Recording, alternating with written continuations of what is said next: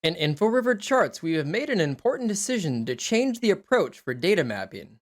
Initially, we followed the IBCS approach of data mapping with actuals, prior year, plan, and forecast data wells. This approach was challenging for a lot of customers as most of the businesses had only one measure per KPI or metric, for example, sales, cost, actuals, and so on. This earlier approach limited the visual to a four-way comparison.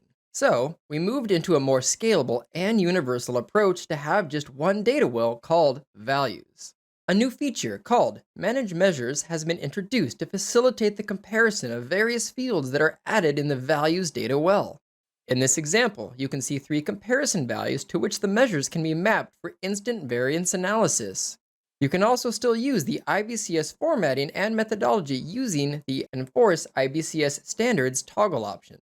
Inforiver Charts also works very well in the compact form where the menu automatically collapses but still allows for easy navigation to open up the measure mapping menu.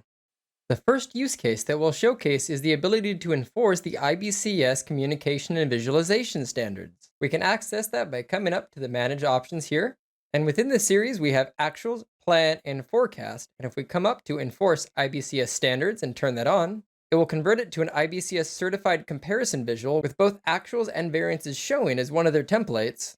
Additionally, at the bottom of this menu, we have an option to show forecast as comparison. And when this is enabled, any blank values for actuals will then be replaced with the forecast value. Use case number 2 comes from a modeling scenario where, depending on where your data is kept, you might not always have dedicated measures for various time periods, where you would have a core value, such as a calculation for actuals, but you might not be able to extract from the system different calculations that are specifically addressing sales for any particular date or time period. So, as long as you have a column coming from the database or system that has the ability to break out those time periods, in this example, we have a breakout field that splits the data by current and prior year. And once again, coming up to the Manage section here, as long as we are breaking the stack group into measures using this option here, the series will allow us to take those values that are subtotals within the actuals amount and use them as separate calculations in the values and comparisons wells. Another common use case you'll encounter is in DirectQuery scenarios where you are maintaining a real-time connection against a relational data source such as Azure or Snowflake, and in those systems you might have a column that breaks out your value by various versions. Taking a look at the Manage Measures menu up here again, we can see that the toggle is turned on to break into measures, which, if we disable it, will change these values back into small multiple categories, as you can observe here.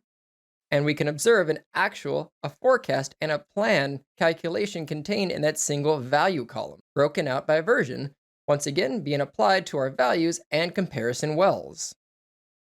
Another scenario you might encounter is when you have various calculations either for your base or comparison values. Over here we can see multiple calculations for our actuals, gross sales, plan calculations, and even prior year actuals as well, but only a few of them being displayed. Coming up to the Manage Measures window, 3 of them are currently being used, our 2019 actuals, plan, and 18 actuals, but it is very easy for the developer or the report consumer to swap these fields out in any of the comparison or values wells. As an example, we can take the 2018 plan, replace the 2019 plan, get rid of 2019, and the chart instantly updates with that new information.